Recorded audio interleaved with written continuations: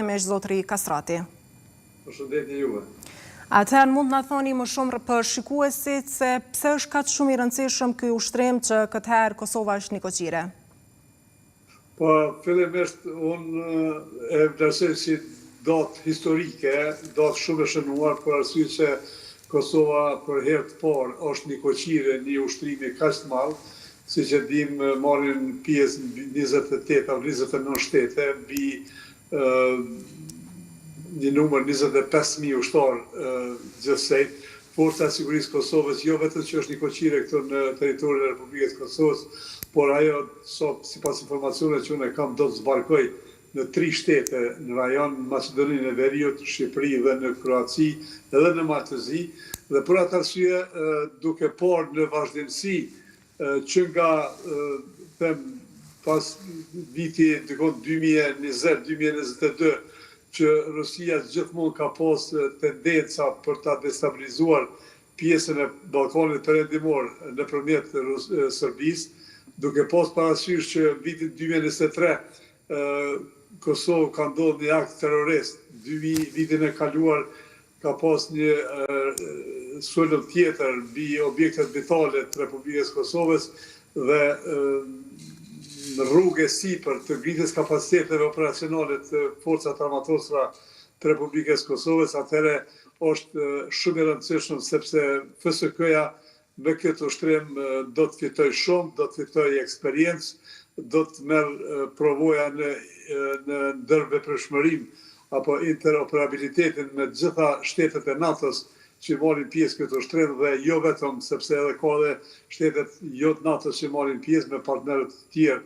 tonë strategjik dhe për atë arsye mendoj që është e një rëndësie të veçantë. FSK-ja do të përfitojë shumë në aspektin ushtarak, në rand por që merr një provojë shumë të madhe në planifikimin dhe ekzekutimin e ushtrimeve të mëdha siç është ky ushtrim me 25.000 trupa të gjitha shteteve, pastaj ndërvepreshmëria e njësiteve, pajisjeve, armatimeve, procedurat standard operative. Por këtë herë FSK-ja është vetëm një rol mbështetës apo është e barabartë me gjitha ushtritë e tjera? Jo, për shkak të kapacitetit sigurisht. Nuk e ka vetëm rolin mbështetës, është e barabartë me gjitha njësitë e tjera, tash varësisht prej skenarit të ushtrimit ku është parapat që FSK-ja tjetë aktive, mirë po unë FSK nuk e shoh si rol mbështetës, po është rol aktiv i barabartë me Shtetet e Bashkuara të Amerikës dhe me gjitha shtetet që janë pjesëmarrëse këtë ushtrim të madh që po ndodh këtu në vendin tonë. Po sigurisht të përmendet edhe më herët për shkak që Kosova është një koqire, kjo do të jetë edhe një imazh shumë i mirë për vendet e tjera, sidomos ato që nuk e njohin Kosovën. Po jo vetëm në aspektin ushtarak, që thashë më herët që FSK-ja fiton shumë, mirë po Kosova fiton në aspektin politik, në rand por çmohet si një vend i besueshëm, si një partner i besueshëm, pastaj hapet rruga edhe për 4 shtetet e NATO-s që se ka njohur Kosovën, Sponja, Rumania, Greqia dhe Slovakia, që Kosova po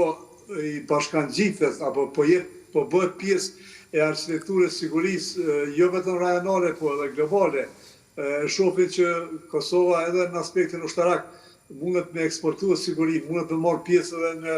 në operacione ndryshme, qofshin ato stërvitje, qofshin ato edhe operacione reale, sepse ne jemi duke jetuar me një ambient shumë të rrezikshëm në të sigurisë, jo vetëm këtu në rajon, po edhe në aspektin global. Lufta Rusi-Ukrainë, lindja mesme, ngritja e temperaturave mes të Indisë dhe Pakistanit dhe gjitha këto zhvillime të sigurisë globale, atëherë faktikisht edhe këto shtete e shohin që Kosova është në rrugë të mirë për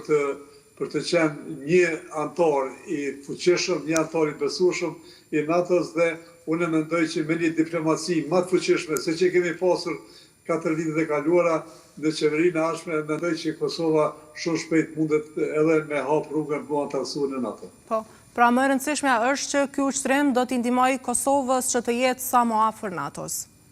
Absolutisht po, por jo vetëm NATO, tash ne kemi edhe mekanizma tjerë, qofshin rajonal, qofshin global, që ne mu integrua, është Korte Adriatikut, që ne jemi pjesë,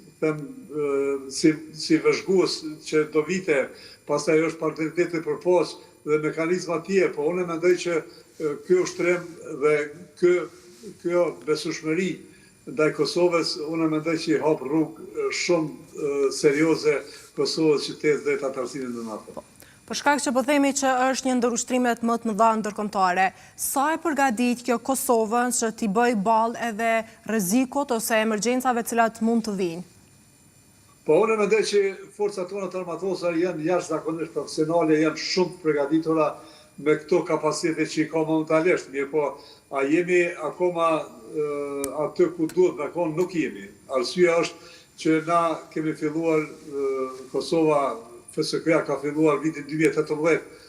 kur janë aprovuar 3 ligje në Parlamentin e Kosovës me bë transferimin e saj nga misioni gjysmë ushtarak në mision ushtarak, dhe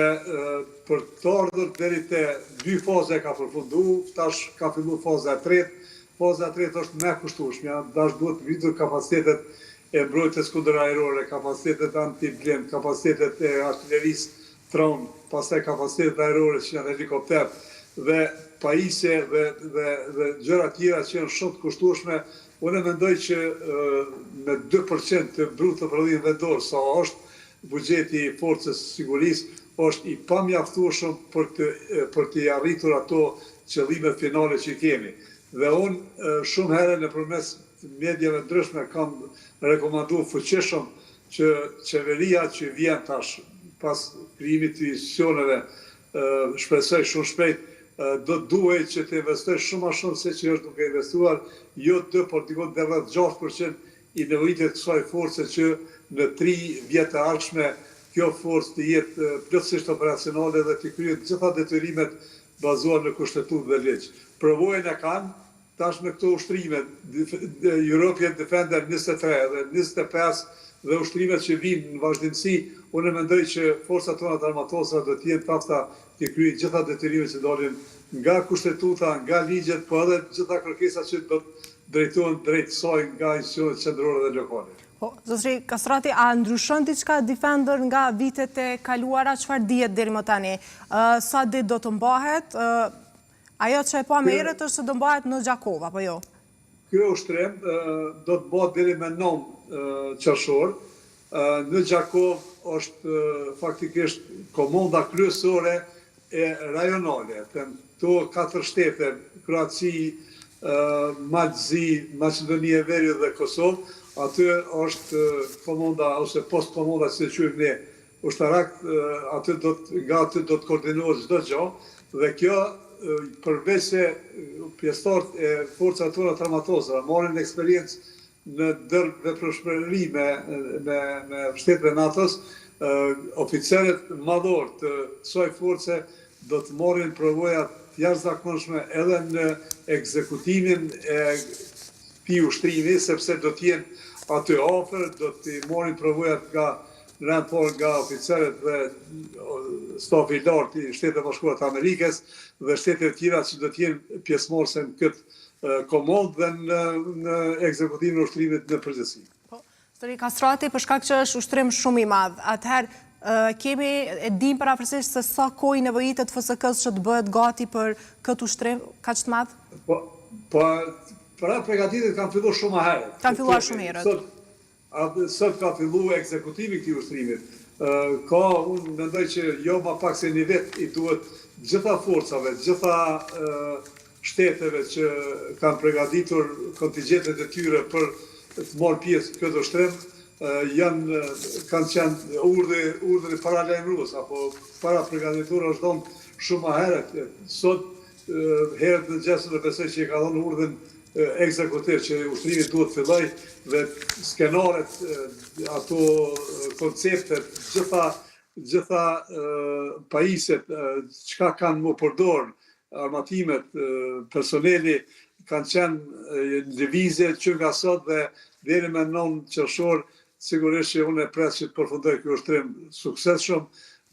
spaku nga una jonë, por edhe nga shtetet tjera dhe ne si Kosovë, si forcat amatosura,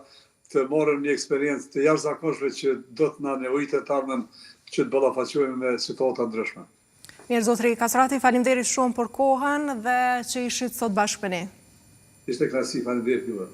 Faleminderit edhe një herë. Atëherë në emisionin e vazhdojmë tutje me të tjera informacione.